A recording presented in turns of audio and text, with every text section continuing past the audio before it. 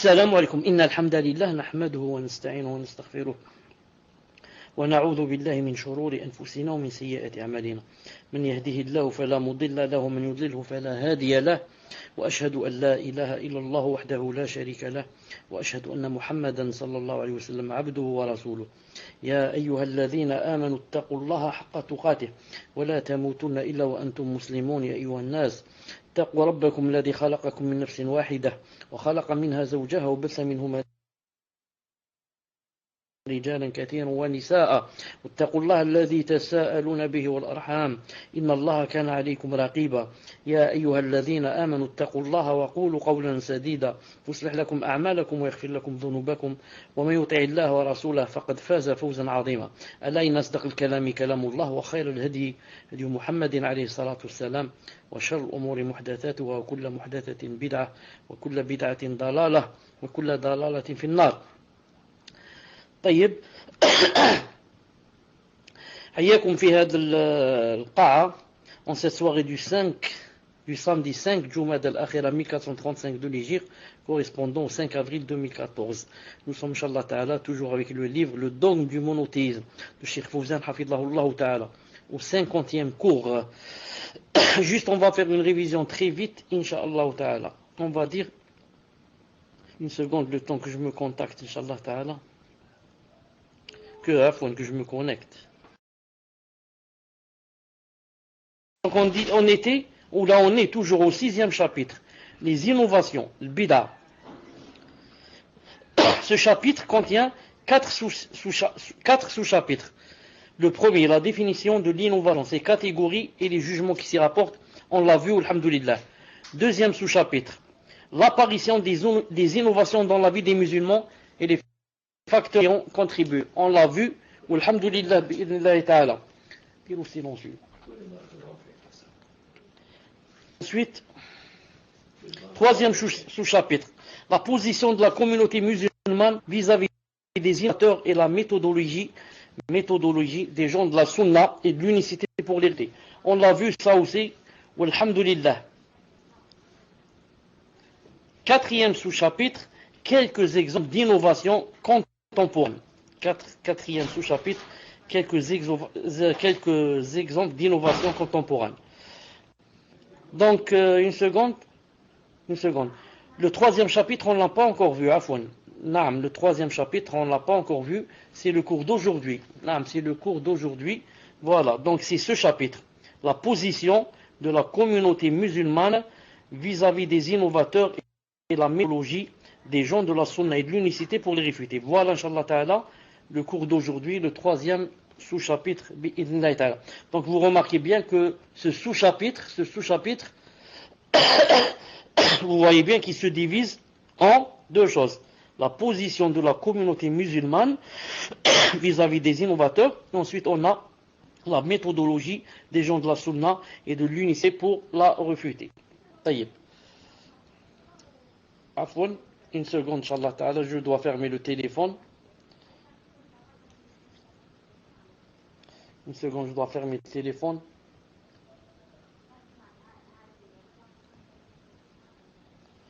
Aïwa. Taïeb. Donc, Inch'Allah Ta'ala, le premier point, la position de la communauté musulmane vis-à-vis des innovateurs. Cheikh Fawzan a dit. Mahmoud, écrit numéro 1 si vous m'entendez. Alhamdulillah. Cheikh Fawzan, hafidahullah ta'ala, a dit: les gens de la sunna et de l'unicité,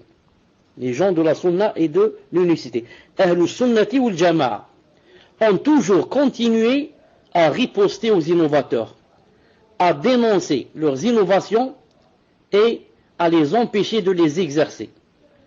Voilà quelques exemples. Ensuite, là je profite pour dire, si quelqu'un de vous a un passage de Cheikh al-Islam Ibn Taymiyyah, c'est-à-dire moi, peut-être je l'ai, mais je dois chercher. Si quelqu'un a un passage, je sais qu'il y a une sœur qui me l'a déjà envoyé une fois, une sœur de Toulouse.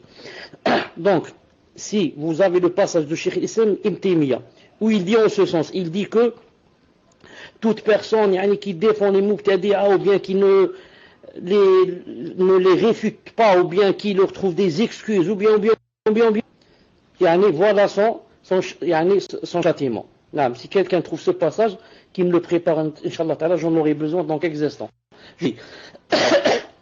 Le Cheikh a dit, les gens de la Sunna et de l'unicité ont toujours continué à riposter aux innovateurs, à dénoncer leurs innovations et à les empêcher de les exercer.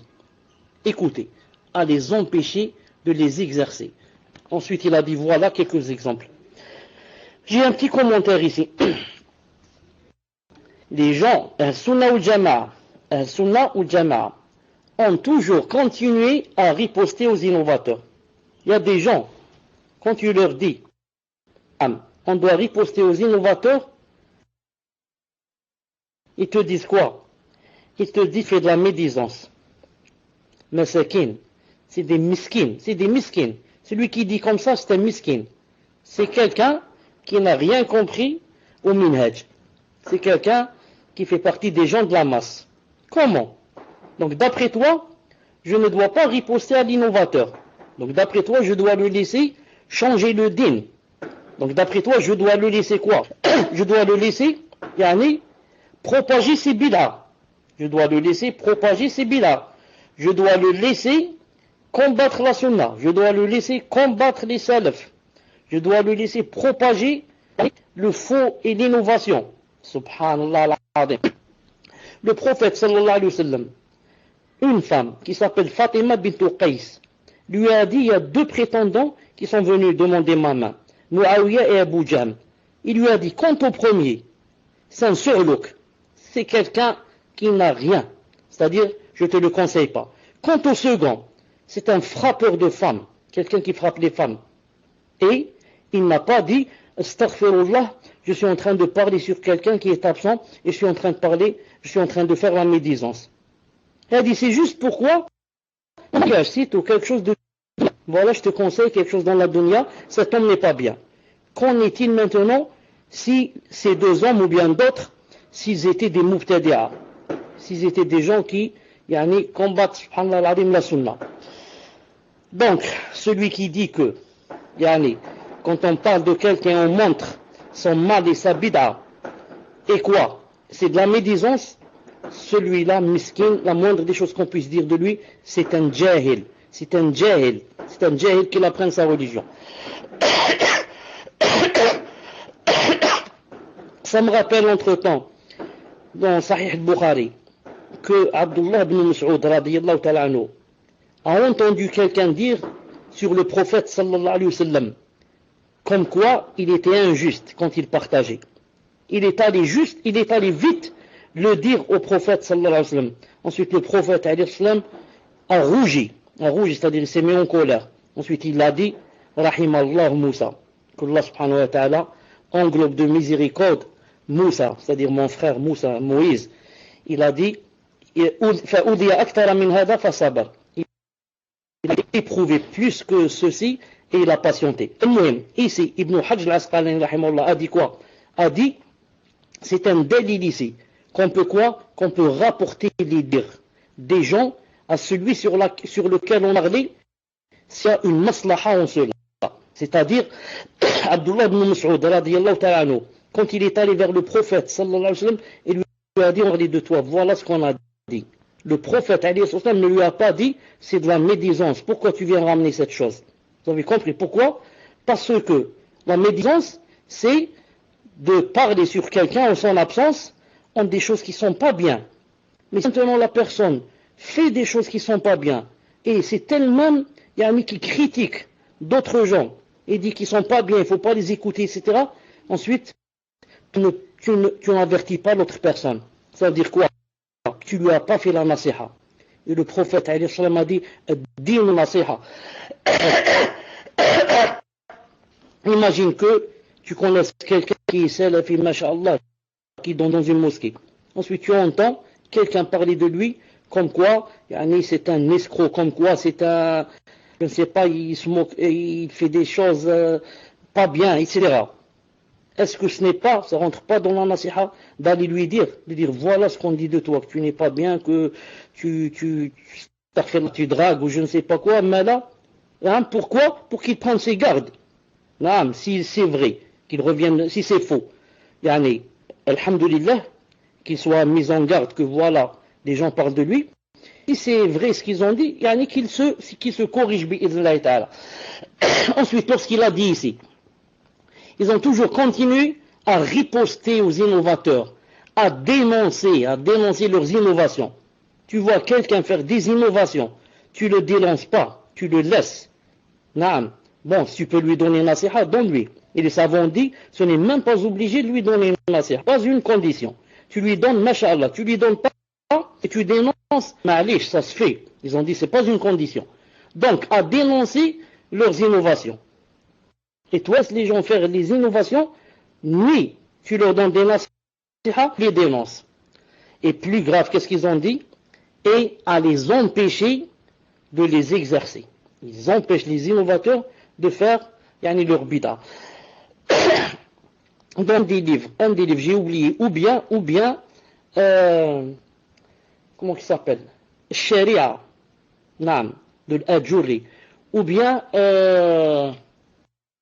Sunna, Barbahari. Mais je pense peut-être Sunna de Barbahari, expliqué par un grand savant.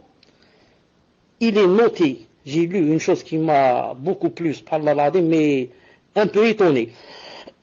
Il y a quelqu'un, un grand savant dans le hadith qui s'appelle Ibn Salah.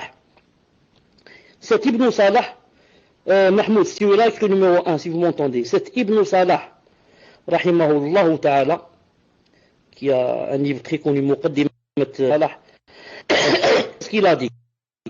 Il a dit, une fois, il a dit, dans la ville où j'étais, on a, comment je cherche le mot, disons on a employé, si je puis dire. Disons, on a donné à Ibn Hazm, vous connaissez Ibn Hazm, très connu.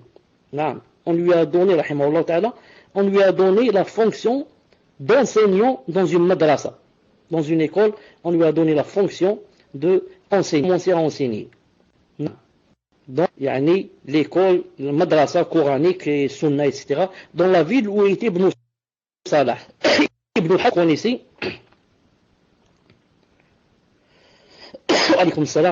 Ibn Hazm, vous connaissez, il a des bid'a dans la aqida, au point où certains ont dit de lui Jahmi, et il a des choses qui contredisent la plupart des musulmans dans le fiqh, et surtout dans usul fiqh. Il dit il n'y a pas de qiyas, il n'y a pas de ilal, il n'y a pas de cause, il n'y a pas ceci, il n'y a pas cela. Qiyas, ça veut dire analogie. Qu'a dit Ibn Salah? Il a dit depuis que il l'a mis dans cette école, je n'ai cessé de le dénoncer et de lui faire des problèmes et de lui faire des embûches jusqu'à ce que Allah subhanahu wa ta'ala l'ait arrêté, jusqu'à ce que les gens l'ont arrêté bi'idhnillah dans l'enseignement. Il a dit, quand j'ai entendu qu'ils l'ont arrêté, ça m'a fait beaucoup plus plaisir que si telle ville, il a cité une ville qui a été assiégée par les chrétiens. Il a dit, pour moi c'était mieux que la libération de la ville Uqqa qui se trouve en Palestine. Il a dit, quand j'ai entendu que Ibn Hazm, on l'a fait démissionner de sa fonction d'enseignant, ça a été pour moi une fête, c'était mieux pour moi que la libération de Uqqa. C'est comme si je te dis, c'est pour moi mieux que la libération de Palestine des Juifs. Le fait d'arrêter quelqu'un qui fait de la bid'a de l'enseignement. Allahu Akbar. Et maintenant, les innovations, il les laisse. Il trouve ça assez normal. Taïb. Une seconde. Est-ce que quelqu'un de vous a que j'ai demandé de Cheikh l'Islam? Sinon, moi, si j'avais pensé à ça, avant le cours, je l'aurais préparé. D'Allah, ça ne m'est venu que quand j'ai commencé le cours. Est-ce que quelqu'un a le texte de Cheikh l'Islam, rahimahullah ta'ala? Faites-moi signe. J'attends vos réponses, Allah ta'ala.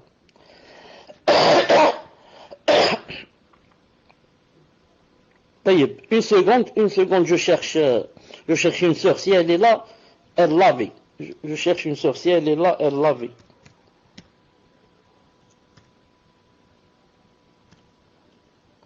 Naam. 2, Islam 2. Je vois que tu es avec nous dans la liste. Une fois, toi-même, tu me l'as envoyé dans un mail. Là où Cheikh l'Islam dit que quiconque ne réfute pas les mubtadi'a, etc. Est-ce que tu as ce passage aujourd'hui? Est-ce qu'il est là devant toi? Taïb, je continue le temps que les gens cherchent. Voici quelques exemples. Cheikh Fawzan, hafidhahullah ta'ala, comment Al-Sunnah réfutait les mubtadi'a. Darda, radiyallahu ta'ala anha, l'épouse de Abu Darda, qu'Allah ta'ala l'agrée, a dit, Abu Darda, c'est-à-dire mon mari, entra une fois chez moi fâché. Et je lui dis, qu'as-tu? Il a dit, par Allah, je ne reconnais plus en eux le message de Muhammad, alayhi salam, à part pris encore en groupe, qu'il prie encore en groupe. Donc, Abu Darda, radiyallahu ta'ala anhu, hadith rapporté par Bukhari, il est rentré fâché à la maison par Allah. Je ne reconnais plus chez les gens le message de Muhammad, la sunna du Muhammad alayhi salam. Pourquoi? Il ne leur reste que le fait qu'ils prient en groupe. Sinon, je vois que ces gens, ils sont vraiment loin du hadi du prophète sallallahu alayhi wa sallam. Omar ibn dit, j'ai entendu mon père rapporter de la part de son père. Il a dit, nous nous asseyons, écoutez bien ce qui va suivre, nous nous asseyons de Abdullah ibn radiyallahu ta'ala anhu avant la prière du matin. Et lorsqu'il sortait de chez lui, nous nous rendions tous à la mosquée. Donc il l'attendait devant la porte pour aller prier en groupe salat al-subh. Abu Musa al-Ash'ari, radiyallahu ta'ala anhu, un autre sahabi, est alors venu et a dit, Abu Abdurrahman, c'est-à-dire Abdullah ibn Mas'ud, est-il déjà sorti? Il est arrivé dans sa maison, il a trouvé certains gens comme ça devant la porte, il leur a demandé, est-ce que Abdullah ibn Mas'ud, qui s'appelle Abu Abdurrahman, est-ce qu'il est sorti ou pas encore? Nous avons répondu que non. Il s'est assis jusqu'à ce qu'il sorte. Lorsqu'il sortit, nous nous sommes tous levés vers lui. Puis Abu Musa, radiyallahu ta'ala anhu, a dit, ô Abu Abdurrahman, c'est-à-dire Ibn Mas'ud, j'ai vu à la mosquée il y a un instant une chose qui m'a semblé étrange, mais par la grâce d'Allah, je n'ai vu que du bien. Ibn Mas'ud, radiyallahu ta'ala anhu, a dit, quoi s'agit-il? Abu Musa al-Ash'ari, radiyallahu ta'ala anhu, répond, tu vis, tu le verras. Si tu vis, tu le verras. J'ai vu des gens dans la mosquée, écoutez ce qu'il a vu. J'ai vu des gens dans la mosquée assis en cercle attendant la prière. Des gens dans la mosquée assis en cercle. 5, 6, 4, 5, 6, 8, comme ça, des cercles, ils font des cercles. Ils attendent la prière. Ils avaient des cailloux en main. Et dans chaque cercle, un homme disait, célébrez la grandeur d'Allah 100 fois. Célébrez la grandeur d'Allah Azza wa Jal 100 fois. Et puis, ils célébrèrent la grandeur d'Allah 100 fois en disant Akbar. 100 fois. Allahu Akbar. Ensuite, il dit, dites la ilaha illallah 100 fois. Et puis, ils répétèrent cette forme 100 fois.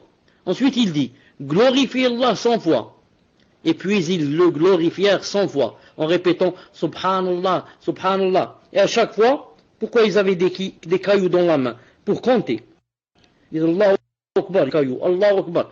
Comme ça. Alors, Abdullah ibn Mas'ud a dit, et que leur as-tu dit? Hein? Dis-moi, Abu Musa al-Ash'ari, dis-moi. Dis-moi maintenant, qu'est-ce que tu as dit à ces gens? Abu Musa répondit, je ne leur ai rien dit, en attendant que tu dises ce que tu en penses ou ce que tu ordonnes. C'est-à-dire, Ya Abdullah ibn Mas'ud, je n'ai pas ton niveau dans la science. Naam, je voudrais que ce soit toi qui viennes, Inch'Allah Ta'ala, nous dire ce qu'on doit faire et prendre, Inch'Allah Ta'ala, la position correcte.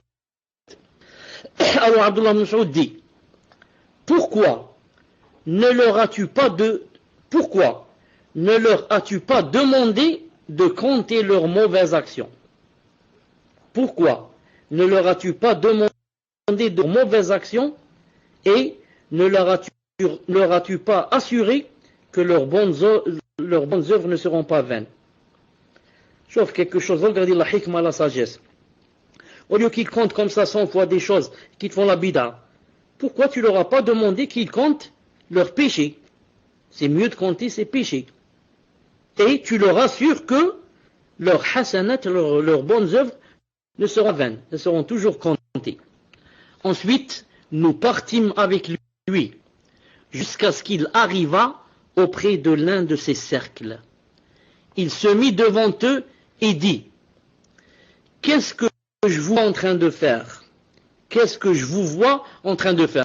Ils répondirent, ô Abu Abdurrahman, ô Abdullah ibn Mas'ud, ce ne sont que des cailloux avec lesquels nous comptons la célébration de la grandeur d'Allah. Des cailloux avec lesquels on compte combien de fois on dit Allahu Akbar, sa glorification et sa louange. Ce ne sont que des cailloux avec lesquels on compte Allahu Akbar, subhanallah, alhamdulillah. Il leur dit alors, comptez plutôt vos méfaits, vos mauvaises actions, et je vous assure que vos bonnes œuvres ne seront pas perdues sans récompense. Ensuite il a dit, malheur à vous, ô communauté de Muhammad, comme est rapide votre destruction, subhanallah, comme est rapide votre perdition, votre destruction. Ensuite écoute ce qu'il a dit. Voici les compagnons de Muhammad sallallahu alayhi wa sallam qui sont toujours nombreux. Ils sont là, ils sont toujours vivants. Et voilà ces vêtements, les vêtements, alayhi salam, ces vêtements qui ne sont pas encore usés. Et ces ustensiles qui ne sont encore cassés. Par celui qui détient mon âme dans sa main. Il a juré par Allah. Soit, écoutez bien ce qu'il a dit ici. Qui détient mon âme dans sa main. Soit vous suivez un chemin plus droit que celui de Muhammad, soit vous êtes en train d'ouvrir une porte vers moi. Allahu Akbar. Allahu Akbar. Naam.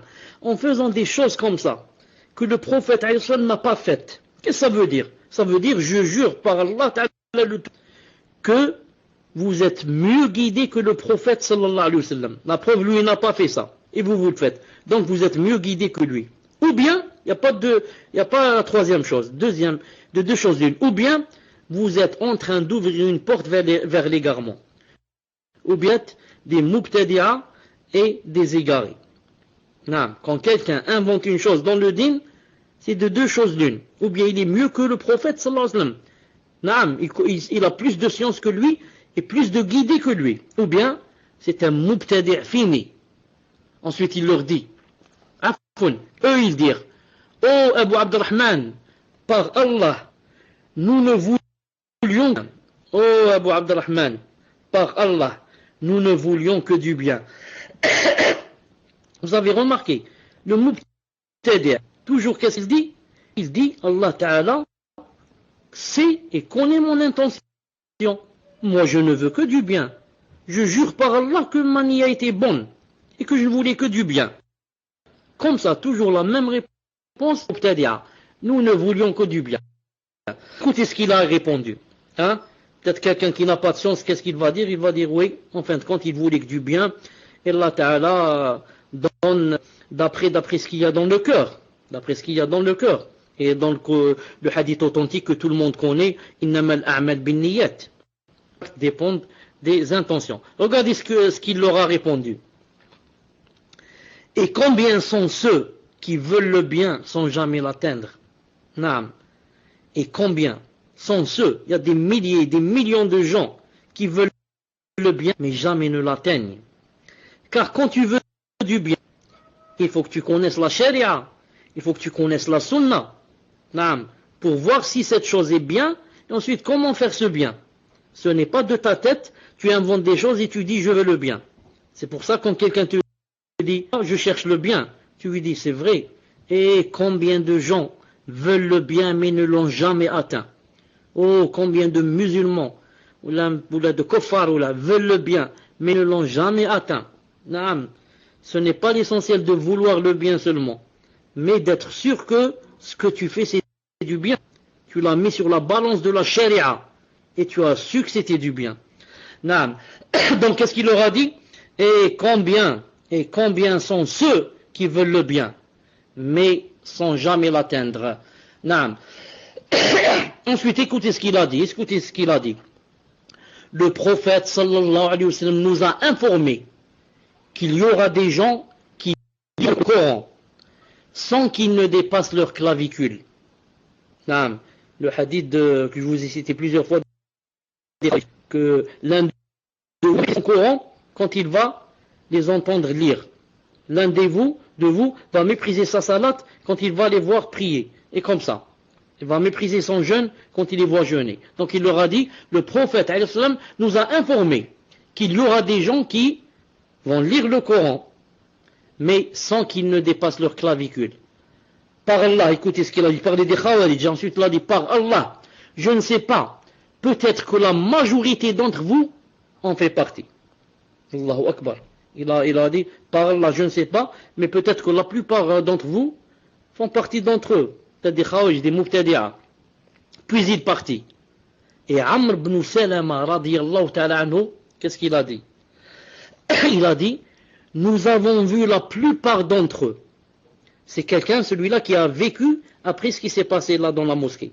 Il a dit, nous avons vu la plupart d'entre eux, de ceux qui ont été assis en train de faire des cercles, nous avons vu la plupart d'entre eux en train de nous combattre avec les Khawarij à la bataille de Nahrawan. Allahu Akbar, à la bataille de Nahrawan. Hadith authentique, voire Islah al-Masajid de Sheikh al-Albani, page 13, numéro. Qu'est-ce qu'il a dit?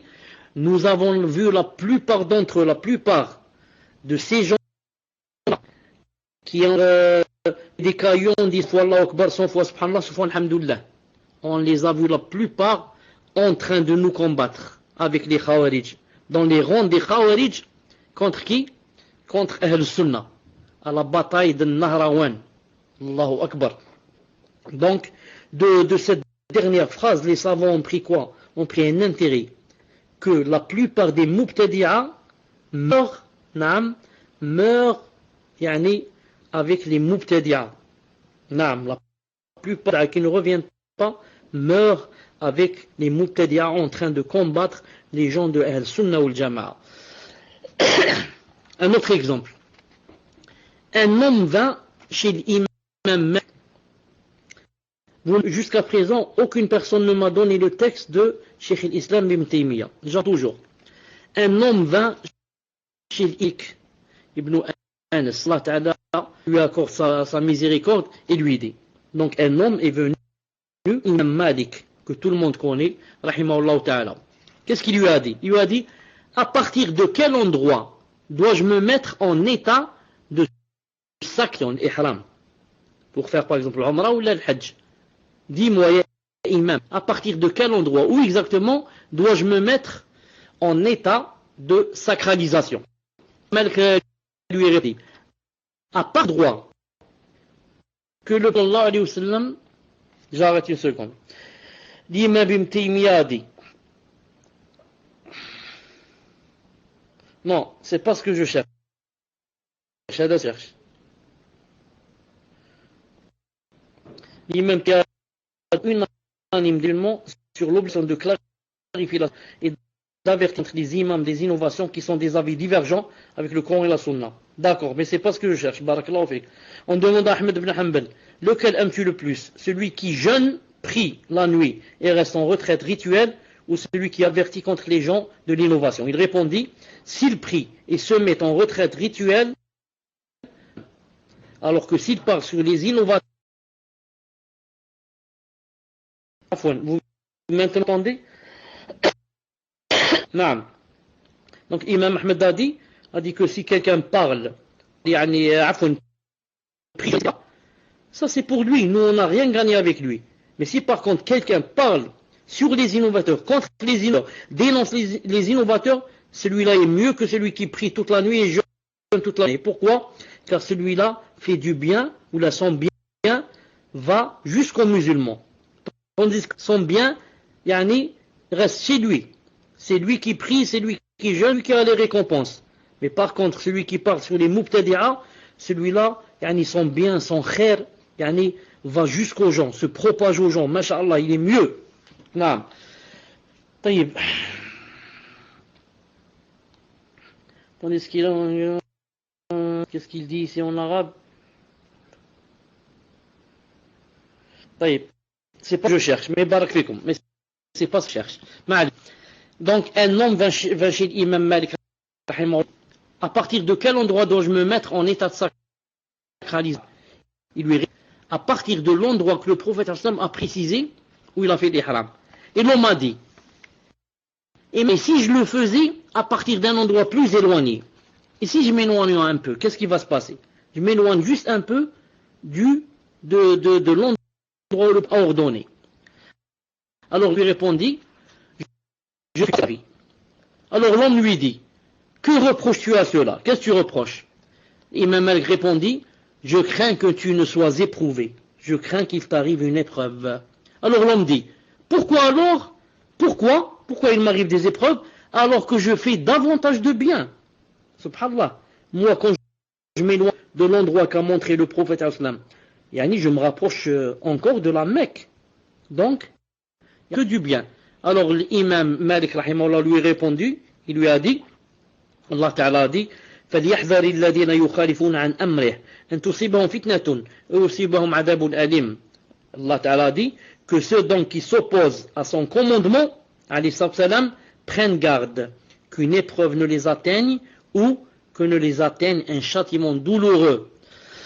Alors l'autre dit, l'imam continue de dire, et quelle épreuve est plus grave? Écoutez bien, et quelle épreuve est plus grave que de te croire doté des mérites qui n'ont pas été attribués au prophète alayhi salam? Non. Est-ce que tu connais une épreuve plus grande et plus grave que tu crois dans ton cœur que tu as des mérites qui n'ont pas été attribués au prophète sallallahu alayhi wa sallam? Non. Voir le livre de Abu Shama. Non.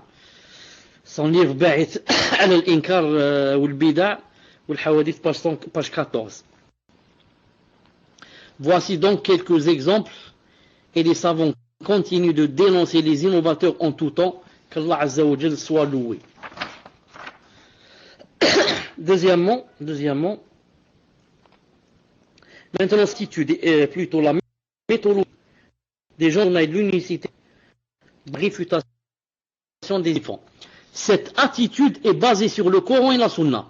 C'est la méthode la plus convaincante, cinglante, qui consiste à quoi? Qui consiste à oser leurs faux arguments, puis à les réfuter. C'est ça le vrai djihad. Le vrai djihad, tu trouves un mubtadi', tu prends tout ce qu'il a dit, ensuite tu réfutes tout ce qu'il a dit et tu montres que c'est batel, mensonge. Les gens de la sunna et de l'unicité puisent dans le Coran et dans la sunna les preuves concernant l'attaché tradition prophétique, les sunan, des innovations et des inventions dans la religion. Ainsi, ils ont rédigé plusieurs ouvrages dans ce domaine et riposté dans leurs livres. Ils ont riposté aux croyances, des fausses croyances, aux chiites, aux khawarij, al-jahmiya, al-mu'tazila, al-asha'ira, en ce qui concerne leurs paroles innovées autour des fondements de la foi et du dogme. Ils ont aussi rédigé plus spécialisés à ce sujet, tels que le livre de l'imam Ahmed. Écoutez son livre, Al-Radd al-Jahmiya, réplique sur les jahmites. D'autres imams ont abordé le même sujet dans leurs ouvrages. Uthman ibn Sa'imi, ainsi qu'Islam Taymiya, son élève Ibn al-Qayyim, Cheikh Islam Taymiya, quand il a écrit par exemple son livre Al-Radd al-Bakri, réfutation sur al-Bakri. Quelqu'un dit la descendance de Abu Bakr. Rad al al-Ikhna'i, réfutation de l'Ikhna'i, quelqu'un qui s'appelait l'Ikhna'i. Et comme ça, il les cite avec les noms.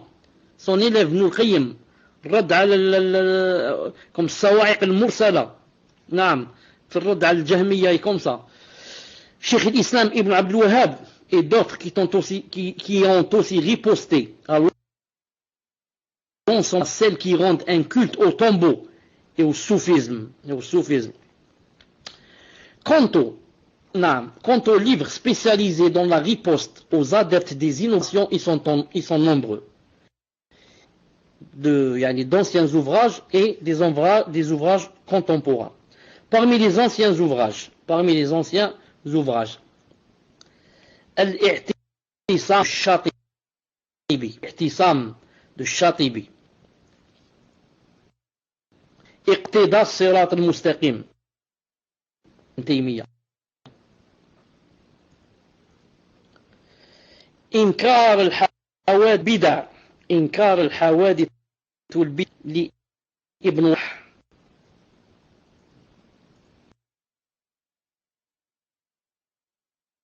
وحشي رحمه الله تعالى.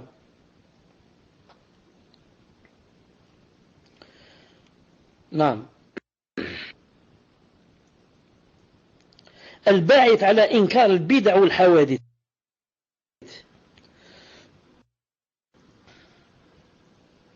Et parmi les ouvrages contemporains, on va citer certains. إبداع في مرض الابتداع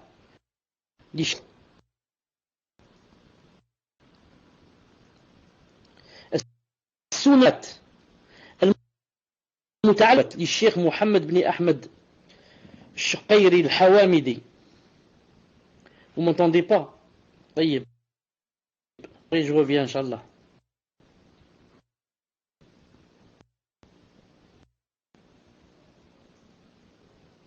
Justement, quand ça poste, ça coupe un peu.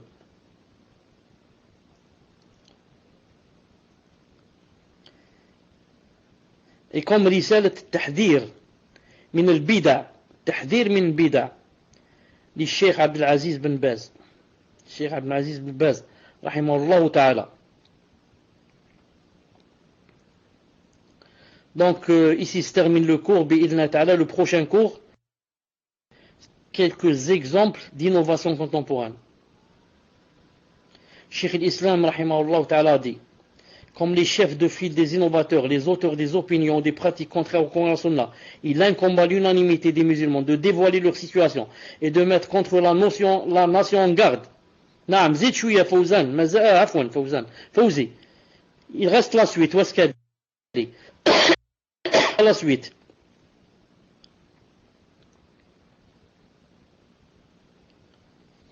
Si tu trouves pas, je vais chercher. Bismillah wa salatu wa salam ala rasulillah. Amma ba'd. Cheikh, je vous pose la première question si vous m'entendez.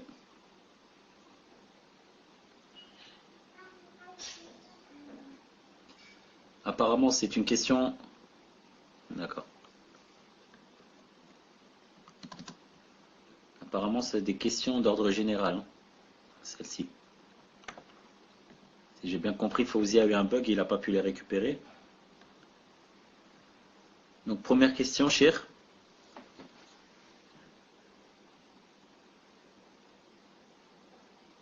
Donc, la question, Cheikh. Le frère vous dit, Barakallahu fikum, Cheikh, car vous avez été une des personnes qui m'a fait connaître le Minhaj. Et vous m'avez beaucoup touché à travers vos cours, que j'ai pu entendre. Il dit, je rencontre beaucoup de difficultés avec certains vieux musulmans qui, pour eux, serrer les mains aux femmes n'est pas haram. Ils prennent ceci à la légère et ils disent, nous sommes vieux, à l'abri de la tentation. Et qui ont déjà tenté de serrer la main de ma femme, qui elle ne leur a pas serré la main, et elle reste ferme là-dessus. Je précise, ces personnes, plusieurs fois nous les côtoyons chez la famille de ma femme, et à chaque fois avant d'y aller, je crains toujours cette situation, et je crains que ma femme, par pression de sa famille, ne serre la main de ces personnes. Pouvez-vous me donner les deux explications en arabe littéraire et en français que je puisse leur faire écouter et les convaincre, car cette situation me fait beaucoup de mal, cher. Donc, barakallahu fikum, cher, en résumé, si vous pouvez faire une explication à la fois en arabe littéraire et en français, montrant qu'il n'est pas permis à l'homme de serrer la femme, même si cette personne est à un âge avancé. Barakallahu fikum, cher.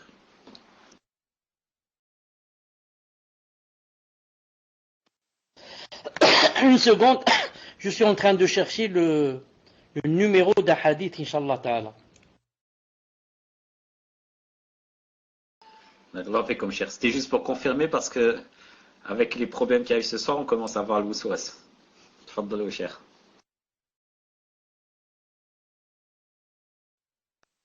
Afouane, juste pour dire que vu la difficulté par rapport à l'organisation de ce soir, qui est indépendante de notre volonté, on va poser les questions d'ordre général, donc des mains levées dans la room normale. Et on demande à toutes les personnes qui ont des questions sur le cours d'aujourd'hui de bien les garder, Inch'Allah. Et lors du prochain cours, on les prendra et Cheikh y répondra, Inch'Allah. Donc pour ce soir, quand Allah m'a shafa'a, ça va être très compliqué. Donc ce seront les questions générales. Je disais donc, Bismillahirrahmanirrahim, wassalam ala ashraf al-mursalin. Comment ça s'appelle l'aiguille, l'aiguille. Le prophète sallallahu alayhi wa sallam a dit dans un hadith authentique, vous voyez maintenant devant moi ici, que si l'un de vous, on le frappait avec une aiguille, reprenez-moi si je me trompe, l'aiguille c'est celle avec laquelle on coud les vêtements. Il a dit, c'est mieux pour lui que de toucher une femme qui lui est interdite. لأن يطعن في رأس أحدكم بمخيط من حديد, une aiguille en fer, خير له من أن يمس امرأة لا تحل له. Donc le prophète sallallahu alayhi wa sallam n'a pas dit que, c'est-à-dire que si on a un âge précis, ou bien si on a, ou si on est vieux, ou si ceci, ou si cela, c'est permis. Non. Par contre, il a dit que toute personne, si elle devait toucher une femme qui ne lui est pas permise, non. C'est-à-dire qu'il n'est ni sa sœur, ni sa femme, ni sa tante, il a dit de préférence que on le frappe avec une aiguille en fer, non. C'est mieux que quoi? Qu'il soit, Inch'Allah Ta'ala, qu'il mette la main dans la main d'une femme. Maintenant on dit qu'il y a d'autres délits aussi, voilà, au lieu de, comme dit la personne, on peut aussi poster ça, Inch'Allah Ta'ala. Une seconde. Regardez sur ce lien, hadith sur la poignée des mains entre les mains et les femmes. Non, vous trouvez, Inch'Allah, ça. Je ne peux pas ici, il m'a dit vous n'êtes pas autorisé à envoyer des liens URL dans ce salon. Donc il ne m'a pas laissé mettre ce lien. Ibn Mohamed, si quelqu'un est admin dans ce salon, il peut mettre le lien, je crois. Moi je ne peux pas. Non. Donc le hadith n'a pas précisé, n'a pas dit que si on est vieux ou par exemple on peut. C'est un peu comme la femme qui va dire maintenant moi je suis vieille, donc je peux me dévoiler. Et quelqu'un qui va dire moi je me connais bien, je me maîtrise, donc je peux boire un verre de vin. Car Allah Ta'ala a interdit le vin, car il saoule. Il rend la personne saoule. Et moi, alhamdoulilah, je peux boire un verre sans devenir saoul. Donc moi je peux boire un vin, parce que je me maîtrise. Et comme ça, chacun va déformer la religion et va déformer les préceptes d'Allah subhanahu wa ta'ala et du prophète islam en faisant rentrer des choses personnelles. Et ça c'est haram, comme vous le savez, bi'idhnillahi ta'ala. أقول بسم الله الرحمن الرحيم والصلاة والسلام على أشرف المرسلين. النبي عليه الصلاة والسلام قال لئن يطعن في رأس أحدكم بمخيط من حديد خير له من أن يمس امرأة لا تحل له. لو الإنسان يخير بين أن يضرب على رأسه بمخيط من حديد قال عليه الصلاة والسلام هو أفضل له من أن يمس امرأة لا تحل له. هذا حديث النبي صلى الله عليه وسلم الذي قال الله تعالى فيه وإن تطيعوه تهتدوا. وقال وما كان لمؤمن ولا مؤمنة إذا قضى الله ورسوله أمرا أن يكون لهم خيرة من أمرهم. ولا عبرة بقول القائل أنا كبير ولا أخشى على نفسي كذا وكذا، لأن الحديث لم يستثني أحدا، قال يعني من، ولم يقول إلا إذا كان شيخا أو كان كهلا أو كان عمره كذا وكذا. هذا كله ليس موجودا في الحديث. ولو كانت النصوص تدخلها الاعتبارات الشخصية لجاز للإنسان إذن للمرأة مثلا أن تدع حجابها وتقول أنا امرأة مسنة ولا يطمع في الرجال ولا أريد الزواج، إذن يجوز لي أن أتكشف أمام الرجال. ولا جاز أيضا للإنسان الذي يقول أنا أتملك نفسي أن يشرب كأسا من الخمر، يقول لأن الله نهى عن شرب الخمر لأنها تسكر، وأنا الحمد لله أعرف نفسي جيدا أستطيع أن أشرب كأسا من غير أن أسكر، إذن أنا إن شاء الله تعالى سأشرب كأسا، وهكذا. فيدخل الإنسان في التلاعب بالشريعة. تفضل. Barakallahu fikum, cher. Deuxième question d'un frère qui dit: étant dans une situation difficile qui est en voie de résolution, bi'idhnillah, et m'attachant à rembourser mes dettes, je viens vous expliquer ma situation et demander des éclaircissements sur la voie à suivre. Donc, dans un premier temps, je faisais sauter mes amendes par l'intermédiaire de mon père, les amendes donc prosiyat, sans qu'il y ait eu à ma connaissance de contrepartie avec la personne qui faisait annuler les amendes. Par la suite, il m'est apparu que cela pouvait s'apparenter à de la corruption. J'ai donc essayé d'arrêter. Après cela, je me suis aperçu que pendant au moins 1 an, aucune amende n'avait sauté, ce qui les a majorées dû au temps dépassé pour les payer. Donc il avait des amendes, comme pendant 1 an il ne les a pas payées, elles ont augmenté. Il dit aujourd'hui, je n'ai pas le moyen de régler ces amendes. Voici les questions par rapport à cette situation, cher. Est-il permis de demander soit la grâce présidentielle, soit l'annulation des frais de majoration auprès du procureur de la République? Ensuite, je vous poserai les autres questions, Inch'Allah. Donc, est-ce qu'il est permis de demander la grâce présidentielle ou l'annulation des frais de majoration auprès d'un procureur de la République en France, je précise. C'est pas très clair qu'est-ce que ça veut dire, il demande la grâce présidentielle, etc. Si tu peux m'expliquer, Inch'Allah. En fait, demander, envoyer une lettre, un courrier au président de la République, et donc à son cabinet plus exactement, et afin de lui dire, voilà, je n'ai pas les moyens de payer par exemple ou autre, et comme ça espérer que lui dise, c'est bon, tu es pardonné, ou comme ça. Si c'est vrai qu'il est dans la situation qu'il n'a pas, je pense, Wallah subhanahu wa ta'ala a'lam, que ce n'est pas interdit. Non. S'il sait qu'il est dans une situation où il ne peut pas, et qu'il demande qu'on lui enlève ou on lui efface les dettes, non, il n'a rien fait de mal bi'idhnillahi ta'ala. Tfaddal, Wallahu ta'ala a'lam, tfaddal. Sa deuxième question, cher, est-il correct de penser que le fait de faire sauter des amendes, même sans contrepartie, s'apparente à de la corruption? Donc le fait de demander à une personne, fais en sorte de m'annuler mes amendes, est-ce que ça s'apparente à de la corruption, cher? Ça rend un peu. Sauf si la personne sait que on lui a fait une amende injustement. Mais si par exemple la personne c'est elle-même qui roule par exemple à une vitesse, une grande vitesse, ou bien je ne sais pas ce qu'elle fait, elle brûle le feu rouge, ensuite on lui fait une amende, ensuite il demande à quelqu'un qui connaît de lui annuler l'amende. Vous avez compris?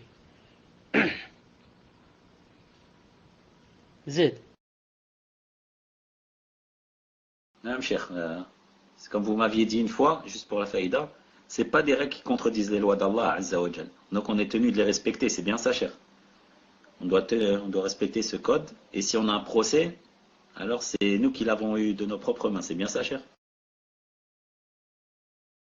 Non, c'est normal que si c'était quelque chose qui allait, qui allait à l'encontre de la charia, que c'est interdit de l'accepter.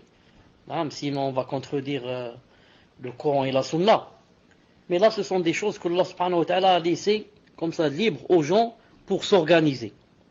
Pour s'organiser, vous pouvez mettre une plaque qu'on ne passe pas par ici, un feu rouge là, un sens interdit là, et comme ça, c'est juste pour s'organiser. Ça n'a rien à voir avec la charia et le takfir et les kuffars et les ceci et les cela, et celui qui n'applique pas la loi d'Allah est devenu kafir. Comme j'ai entendu une fois quelqu'un, un takfiri, un grand takfiri, une grande tête de takfir, il a dit que l'arbitre, quand l'arbitre il a des lois, ça. Si tu casses quelqu'un, il y a un coup franc. Si tu fais, je ne sais pas quoi, une faute dans les 18 pénalties, et comme ça. Il a dit ça, c'est du coffre. Il a dit parce que ce sont des il a dit des lois qui vont à l'encontre de la charia, Allahu Akbar. Il a dit, Allah Ta'ala n'a pas fait descendre ces lois. Il a dit c'est du coffre. Donc l'arbitre, c'est un kafir. Les joueurs sont des kuffars. Et tous les spectateurs, bien sûr, les spectateurs sont aussi des kuffars. Vous avez compris? Et plus que cela, et toutes les personnes qui ne pensent pas comme pense celui-là, ce sont des kuffars. Donc il y a combien de musulmans? Disons, il y a 4 milliards de musulmans. Je suis sûr que parmi les 4 milliards, il y a 3 milliards 999 qui pensent que ce que dit cette personne est faux. Donc 3 milliards 999 sont des kuffars. D'après ça, si je me rappelle bien, si j'ai une bonne mémoire, il s'appelle Ibrahim ou Abu Ibrahim ou quelque chose comme ça, un grand takfiri, je pense de Belgique. Et je suis sûr que maintenant, Allahu Alam, qu'il a dû couler, car ça fait longtemps qu'il n'est pas venu. Allahu Alam, parce qu'ils ne tiennent pas beau. La plupart du temps, leur feu ne dure pas longtemps. Car ils ne sont pas sur le vrai chemin, bi'idhnillahi ta'ala. Naam, tfaddal. Cher. Et juste pour la faïda, j'ai entendu Cheikh Fawzan dans un das récent qui a dit que la personne devra rendre des comptes devant Allah, même si elle arrive à échapper ici au contrôle et aux autorités. Et la troisième question, Cheikh. Est-ce que le fait que l'amende soit majorée, c'est-à-dire qu'elle augmente, uniquement à cause du dépassement du temps, c'est-à-dire il lui laisse un délai de 1 mois. S'il ne paye pas dans ces 1 mois, on lui paye par exemple 100 euros, ça va devenir 120, et ainsi de suite. Est-ce que cela s'apparente à de l'usure, cher riba? C'est ça riba. Si ça c'est pas de l'usure, alors c'est quoi l'usure? C'est ça la riba. Riba al-jahiliya d'autrefois. Il prête à quelqu'un 100 dinars, il lui dit, par exemple, tu me les rends dans 1 mois. Quand le mois arrive, l'autre dit, j'ai pas les 100 dinars. Il lui dit, alors c'est devenu 110. Le deuxième mois, ça devient 120, 130, et ça monte. C'est ça la riba. C'est ça. Tfaddal. On a bien lu Akh Mohammed, mais je ne pense pas que ça change quelque chose par rapport aux réponses que Cheikh a données. C'est pour ça qu'on n'y a pas tenu compte. Demande-lui si ça change quelque chose. Enfin, troisième question, Cheikh. Question d'une sœur qui dit « Je suis né de la fornication. Mon père n'est donc pas mon père en islam. Ma question est, puis-je lui parler? Dois-je me voiler devant lui et rester seul avec lui? Et est-ce que s'il se répand sincèrement de la fornication et revient dans le droit chemin, il pourra redevenir mon père légitime et mon tuteur? » Allah fait comme cher, et elle demande si le prénom Nour est permis. Même s'il se repent, ça ne change rien. Là, ça ne change rien, même s'il se repent, etc. Donc, celui-là, c'est un étranger. Sauf s'il se marie avec ta mère. Dans ce cas, tu peux te dévoiler devant lui car il devient le beau-père. Mais si jamais il n'est pas marié avec ta mère maintenant, donc cette personne, est une personne étrangère. Est une personne étrangère d'après l'avis de la plupart des savants. Non. Sauf Cheikh Ibn Uthaymin rahimahullah a un avis un peu particulier quand il a dit des kuffars qui pensent dans leur cœur que celui-là c'est notre enfant. Il a dit c'est leur enfant. Parce qu'il croit que ça c'est comme ça. Non. Mais le musulman, il doit quoi? Il doit connaître sa charia, il doit appliquer, il doit ceci. C'est pas comme le kafir qui vit comme un animal. La plupart des savants ont dit quoi? On dit que c'est un étranger. Et certains, entre autres, j'ai dit Cheikh Ibn Uthaymin rahimahullah a dit que c'est vraiment spécial, où je peux dire à quelqu'un que s'il fait le repentir, c'est accepté, etc. Il a dit je donne une fatwa. C'est-à-dire il a dit je peux dire à ça à une personne entre moi et elle, pas comme ça devant tout le monde. Tfaddal. Barakallahu fikum cher. La personne concernant l'amende demande comment peut-on faire pour payer l'amende sans payer la majoration. Toi, ce que tu dois payer, c'est seulement l'amende, pas la majoration. Ça, c'est de Allah subhanahu wa ta'ala. Reste. Maintenant, si tu ne payes pas la majoration, et tu sais que tu vas aller en prison, ou tu sais que, je sais pas, qu'est-ce qu'on va te prendre, ta voiture ou là. Dans ce cas, tu la payes, et tu es dans la contrainte. Tu comprends? C'est-à-dire, toi, tu ne dois pas payer, tu ne veux pas payer. Mais il faut voir quelles sont les conséquences. Si tu ne payes pas, il t'arrive rien. Alhamdulillah wa ni'ma. Mais si tu ne payes pas et on va t'emmener en prison, tu vas rester 1 an ou 2 ans en prison. Il vaut mieux donner quelques euros et ne pas aller en prison. Famt? Ou alors on va te vendre ta maison. Non, je donne 100 euros ou 200 que je dois payer comme usure et on me prend pas ma maison. Qui a fait ça dans la contrainte? C'est pas moi qui veux. Ce sont eux qui ont des péchés. Naam, tfaddal, wallahu ta'ala alam. Fait comme cher. Question suivante d'une sœur qui dit: vous aviez dit dans un de vos cours précédents que lors du witr, de salat tarawih, nous pouvons lever les mains lors des du'a si l'imam le faisait. Lorsque je prie salat tarawih, je ne peux pas voir l'imam, car je prie dans la salle réservée aux femmes. Et j'ai pu remarquer que certaines sœurs levaient leurs mains. Ma question est, dois-je lever les mains ou bien dois-je délaisser cet acte, cher? Barakallahu fikum. Elle a bien dit qu'elle avait vu les sœurs lever la main. Tu as dit comme ça.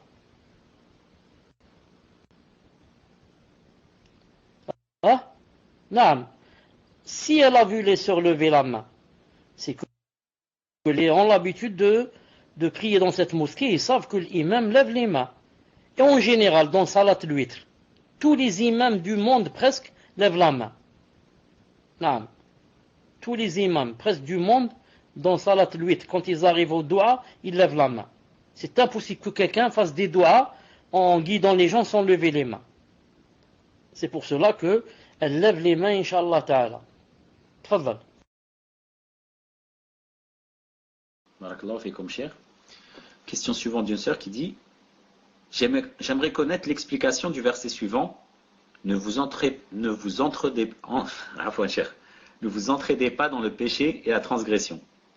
Par exemple, j'aimerais cuisiner pour des mariages. Ai-je le droit si le mariage ne respecte pas toutes les règles de l'islam? Est-ce que cela rentre dans ce verset, cher? Barakallahu fikum. Là, ici dans le mariage, où il y a divergence. Des choses où il y a divergence. Comme par exemple les anachides, les ceci, les cela. Et que celui qui fait le mariage, il a des dalils. Il dit que pour moi, c'est pas interdit, car X des savants a dit ceci, le hadith a dit cela. Et que la personne, cuisine par exemple dans un mariage pareil, ça ne fait rien. Mais si par exemple il y a des choses qui sont claires, que c'est haram, comme il y a la mixité, comme ils vont danser ensemble, comme il y a la musique, comme, et on l'invite à cuisiner dans un mariage, elle ne doit pas participer, bi'idhnillahi ta'ala. On a demandé à un savant, avant de vous dire ce qu'on a demandé au savant, une seconde, je cherche le verset, une seconde, Je cherche le verset pour que vous compreniez mieux. ولا تركنوا للذين ظلموا فتمسكم النار. Une seconde. فتمسكم النار. فتمسكم. طيب. Regardez ce verset. ولا تركنوا إلى الذين ظلموا فتمسكم النار. وما لكم من دون الله من أولياء ثم لا تنصرون. Est-ce qu'il s'est affiché? Alhamdoulilah. Donc le verset a dit, et ne vous penchez pas vers les injustes, sinon le feu vous... Quelqu'un a demandé à quelqu'un, il lui a dit, écoute, moi il y a quelqu'un, une personne yani, qui est comme un tyran, quelqu'un de vraiment yani, qui fait le mal, qui est injuste, qui tue, etc. Et il m'a dit de lui coudre le vêtement, de lui coudre un vêtement. Il lui a dit, est-ce que je rentre dans le verset qui dit, et ne vous penchez pas vers les injustes, sinon le feu vous atteindrait? Est-ce que je rentre quand je lui couds seulement le vêtement? Je ne participe pas avec lui au meurtre, mais je lui couds le vêtement. Est-ce que je rentre dans ce verset? Le savant lui a répondu, toi, c'est pas tu rentres dans le verset. Toi, tu fais partie du verset. Toi, tu fais partie des injustes. C'est pas tu penches. Toi, tu es parmi les injustes. Et celui qui penche vers les injustes, c'est celui qui t'a vendu le fil et l'aiguille pour coudre. Celui qui t'a vendu seulement le fil et l'aiguille pour coudre, celui-là, il a penché vers les injustes. Quant à toi, tu es un injuste à 100%. Et bien sûr, on dit entre parenthèses, si celui qui lui a vendu savait yani, dans quel but il allait employer l'aiguille et le fil. Fadal. Barakallahu fikum cher. Question suivante. Est-ce autorisé pour un frère converti qu'il emmène sa grand-mère âgée à l'église en voiture le dimanche matin, où elle fera des sortes de chants qui sont des actes d'adoration pour eux et qu'il prie pour autre qu'Allah Azza wa Jal? Barakallahu fikum cher. Celui-là, on lui lit le même verset que je viens de citer maintenant. Naam. Et on lui lit le verset, et ne vous entraidez pas dans la turpitude et l'agression, ou bien la turpitude et la corruption. وَلَا تَعَاوَنُوا عَلَى الْإِثْمِ وَالْعُدْوَانِ. Toi, akhi le reconverti, Allah subhanahu wa ta'ala t'a guidé. Toi, tu devrais faire des doua à ta grand-mère pour que Allah subhanahu wa ta'ala la guide comme elle t'a guidé. Maintenant, en l'emmenant à l'église, d'un côté, tu participes, car c'est toi qui a été la prendre à l'église. Tu l'as prise et tu lui as dit sans parler, tu lui as dit, maman, ou ma grand-mère, va adorer Jésus. Jésus, c'est Dieu, c'est le Fils de Dieu, va l'adorer, viens, je vais te déposer devant l'église pour l'adorer. Comme ça, tu lui as dit, sans avoir parlé. Et deuxièmement, subhanallah al-azim, normalement la personne, on interdit à quelqu'un qui veut faire une chose pareille. On lui donne des nasiha. Mais maintenant, si la personne ne m'écoute pas, à la rigueur qu'elle fasse cette chose toute seule. C'est pas moi, je vais participer avec elle dans les péchés. Si elle veut y aller, qu'elle aille toute seule. Naam, si elle veut pas m'entendre. Naam, tfaddal. Sanallah ilaykum, cher. Une sœur dit, cher, pouvez-vous réexpliquer la situation d'une fille née de la zina par rapport à son père biologique? Car mon mari n'a pas compris la possibilité que la fille puisse épouser son père biologique, sachant que ce n'est pas son mahram. Barakallahu fikum, cher. J'ai pas compris ce qu'il n'a pas compris. Je n'ai pas compris ce qu'il n'a pas compris. En fait, cher, vu que son père biologique n'est pas considéré comme son père, et qu'elle doit donc se voiler devant lui, etc., etc., c'est qu'elle peut donc se marier avec lui. Donc, ce qui est difficile à comprendre pour la raison, cher. C'est ça, en fait. Tu as dit que cet homme n'était pas son père. Non. Donc d'après elle, donc d'après cette personne, donc puisque c'est pas son père, elle peut se marier avec lui. C'est ça? Non, cher. C'est ce qui est compris par ces personnes de vos paroles. Il y a un avis très faible chez les gens de la science qui disent que c'est permis qu'elle se marie avec lui. Et je crois que cet avis appartient aux adeptes de l'imam Shafi'i rahimahullah, si j'ai une bonne mémoire. Mais tous les grands savants et les muhaqqiqoun ont dit que c'était interdit. Pourquoi? Parce que cet enfant, est né de l'eau de son père, de cet homme qui est son père biologique. Donc, ici, qu'est-ce qu'il va faire? Il va épouser un être humain dont lui a été sa cause pour son existence, qui vient de son eau lui-même. C'est de ce côté que c'est interdit. Quant à c'est pas son père, c'est une, comment dirais-je, c'est une punition divine. Une punition divine. Sinon, à la base, c'est son père. C'est son père, car il vient de son eau. Mais, elle va se voiler devant lui. Ce n'est pas son père à cause de la punition divine. Puisqu'il n'a pas fait le aqd shara'i.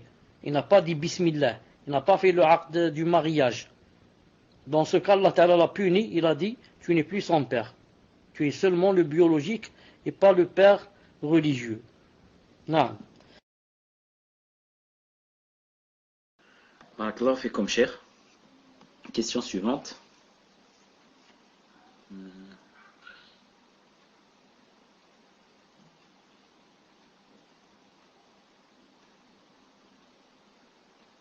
Cher, est-ce qu'il est permis d'appeler sa fille Nour? Barakallahu fikum, cher. Je ne me rappelle pas et j'ai pas maintenant dans ma tête que l'interdiction. Je n'ai pas l'interdiction. Non. Je ne me rappelle pas qu'il y a quelque chose qui interdise ce prénom, car il n'y a pas de tezkiya, il n'y a rien. Vous allez me dire c'est un nom d'Allah, certains ont dit ce n'est pas un nom d'Allah. Reste que pour confirmer à 100%, ce sera donc Inch'Allah Ta'ala. Naam, Nour al-Huda. Naam. Inch'Allah, je confirmerai dans le prochain cours. Tfaddal. Mais en principe, ce n'est pas interdit. Barakallahu fikum, cher. Naam, Fawzi, si tu peux noter. Question suivante, cher. Question d'une sœur qui dit: mon employeur m'a privé de certains de mes droits. Il me doit de l'argent et refuse de me les donner.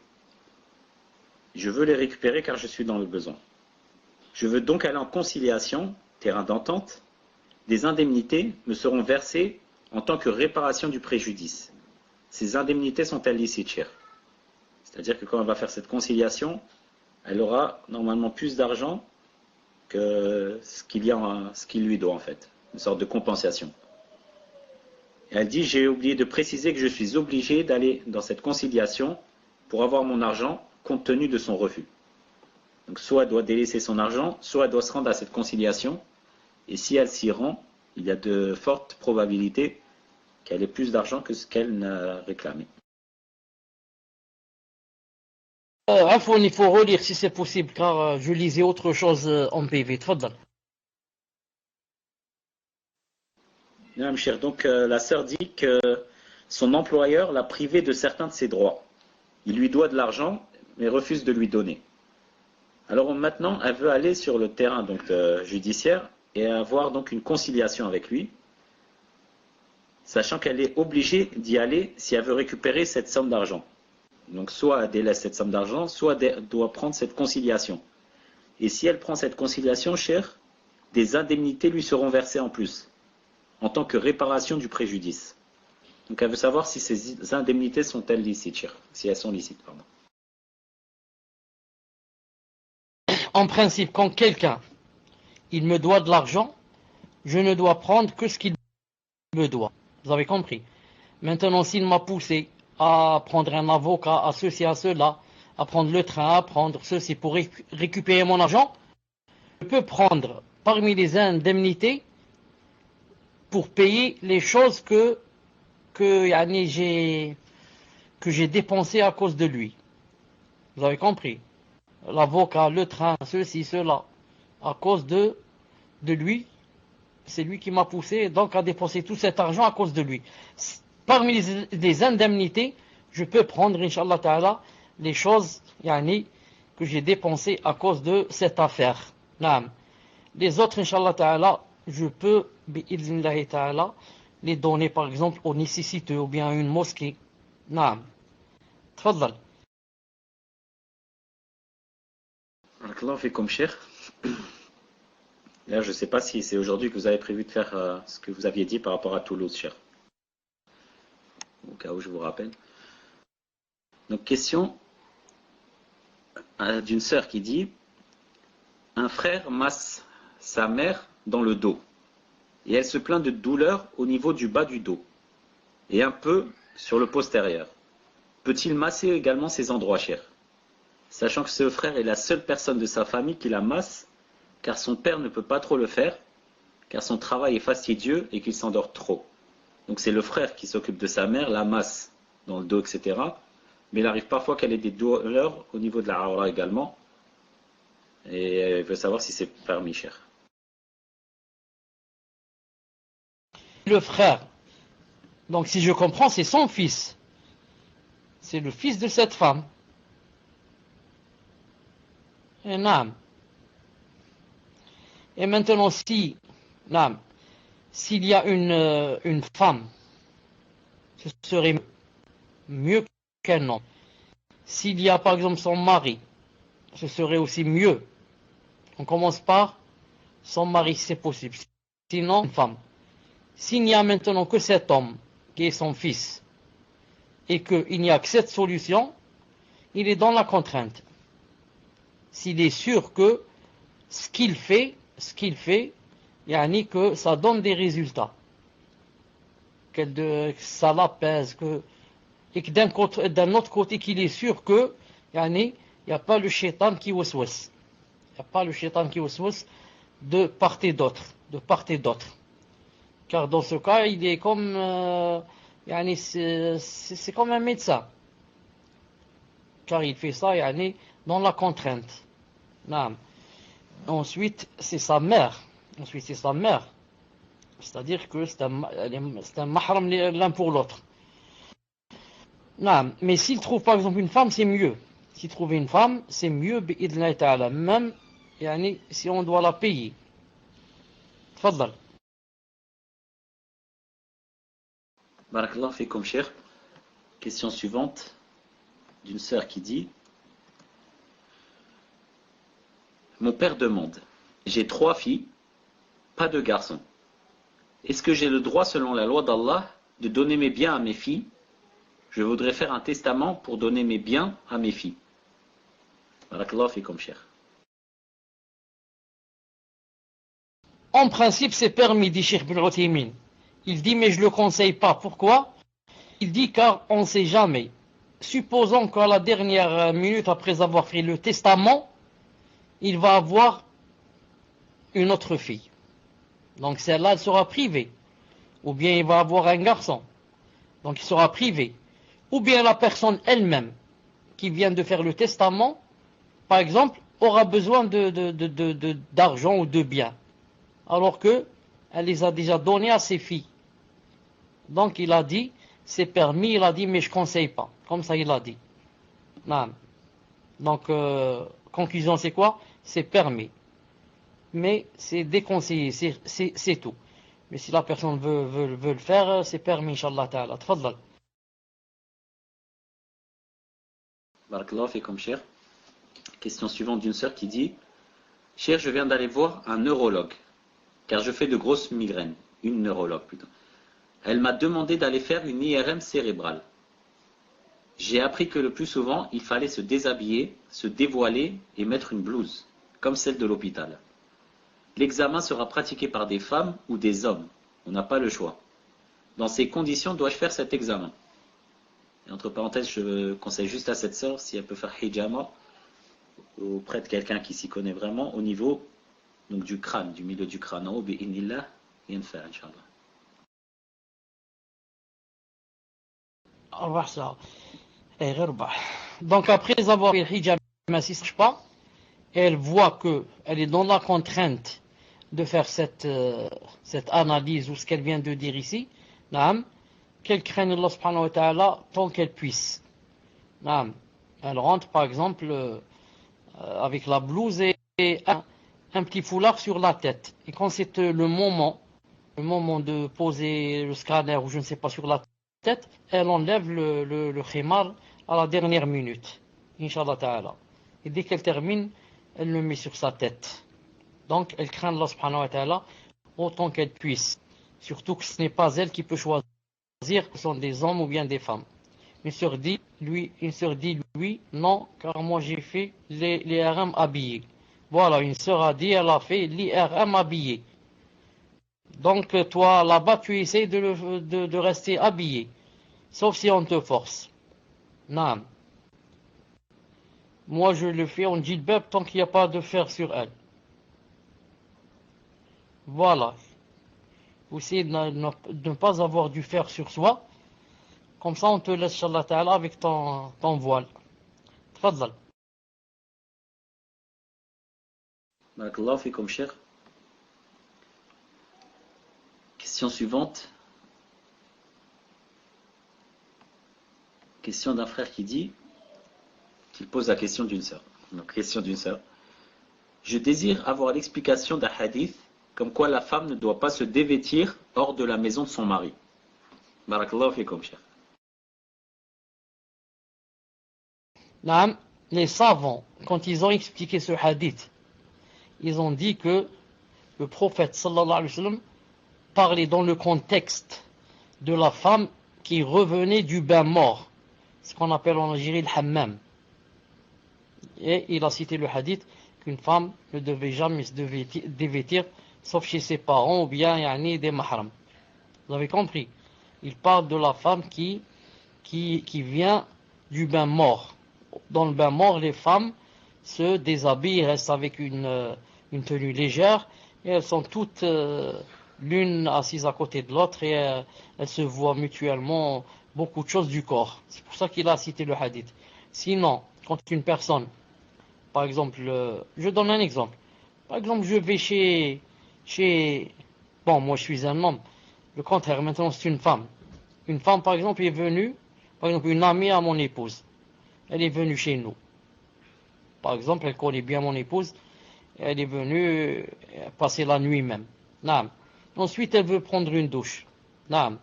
Chez mon épouse, ou bien elle doit prier, ou bien. Naam. Ce n'est pas interdit. Naam. Pourquoi? Parce que le hadith ne parlait pas de ce contexte.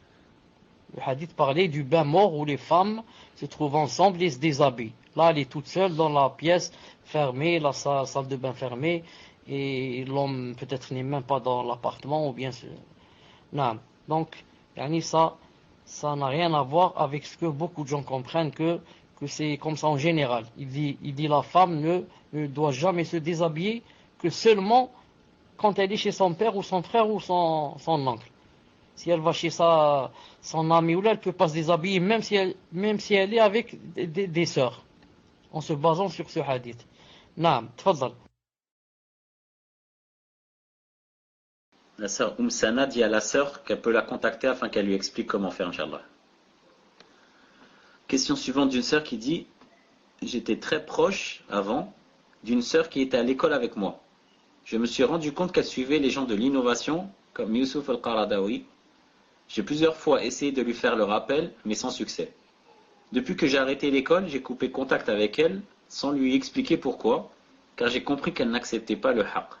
J'ai changé de numéro en la laissant sans nouvelles de ma part. Cependant, elle vit dans la même ville que moi et n'arrête pas d'essayer de me parler. Elle a réussi à obtenir mon numéro et n'arrête pas d'essayer de me contacter. Mon cœur est faible, ses propos sont certes infondés, mais nous avons été très proches auparavant. Et j'ai peur qu'en lui expliquant la raison de mon écart, je me laisse avoir par la peine que ça pourrait lui causer. J'ai pensé à lui envoyer un mail pour lui faire un rappel de plus et lui dire que je me désavoue d'elle si elle reste sur le même chemin, mais j'hésite. Que me conseillez-vous, cher? Non, tu peux lui envoyer un mail dans lequel tu lui expliques que voilà ce que disent les savants, par exemple, et ceci, cela, sans dire comme ça, je me désavoue de toi. Sans lui dire que je me désavoue de toi. Et que seulement tu lui expliques ce que disent les savants sur les frères musulmans, par exemple, ou bien spécialement sur le Qaradawi. C'est plein sur Internet. Ou alors, c'est quoi le minhaj des frères musulmans. Et comme ça. Et ensuite, si vraiment tu sais que quand elle va te répondre que c'est aidé et que c'est pas celle qui peut écouter et accepter les nasiha, rien ne t'oblige à la prendre comme amie. Rien ne t'oblige à la prendre comme amie. Non, tu peux aller voir comment s'éloigner d'elle ou de lui dire que voilà, franchement, on n'est pas sur le même chemin,